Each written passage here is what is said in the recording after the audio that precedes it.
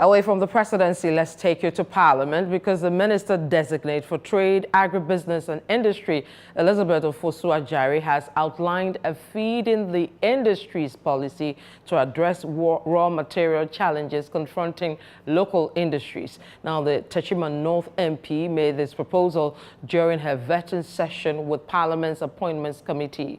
Charles Osukumi has more in this report. On Wednesday, January 22, the Minister-Designate for Trade, Agribusiness and Industry, Elizabeth Ofosu-Ajari, went through her vetting process.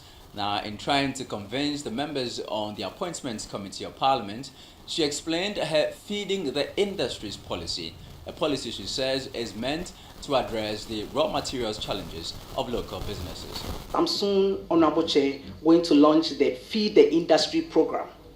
That is going to make sure that we produce more raw materials, availability of same in town, to enable us feed the industry so that we can do better than what we have currently. Also at the Appointments Committee on this day was the Minister-Designate for Tourism, Arts and Culture, the Honorable Abla Jifa Gomashe. Now, she was quizzed on how she would be able to ensure that the NDC manifesto promise of ensuring adequate funding for the creative arts sector is actualized. The history is there that funding for sectors don't always come from GOG only.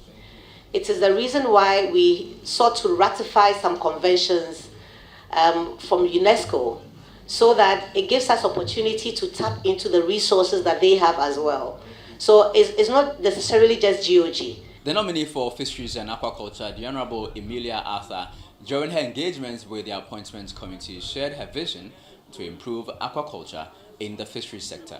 That Emilia Arthur, was the fisheries minister under whose regime fisheries production went up and that indigenous knowledge was respected and integrated with scientific knowledge in improving fisheries in this country. The feeding program was a major topic of discussion during the vetting of the Minister-Designate for Gender, Children and Social Protection, the Honorable Agnes Na Momolate. Now, she also shared her vision on how to improve the school feeding program. The intention is to address the current bottlenecks that we have around school feeding and the capitation grant. In our manifesto, we want to extend to even the private schools. And from my checks from the ministry, there's an indication that about 40 days have been paid, 31 days in arrears in terms of what is owed the caterers. I think with me, one of the things I know is my strength is JoJo or dialogue with whoever and whoever is involved for us to find lasting solution. Last to appear before the Appointments Committee today was the Minister-Designate for Youth Development and Empowerment, George Opariado. Now, George is also the National Youth Organizer of the NDC, and so some members of the committee sought to find out from him if he would be fair to the youth of this country, regardless of political colors, in the distribution of opportunities. Poverty knows no political color.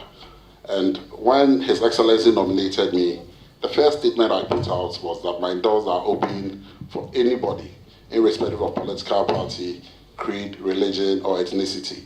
I am here to serve the good people of Ghana.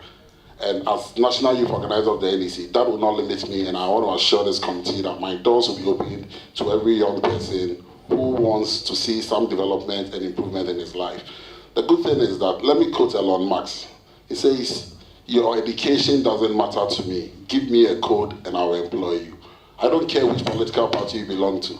Give me a proposal that will create jobs for young people and I will work with you. The Appointments Committee will continue sitting on Thursday, January 23, to consider the nominations of Ministers-Designate for OT, Northern, Volta and Eastern regions.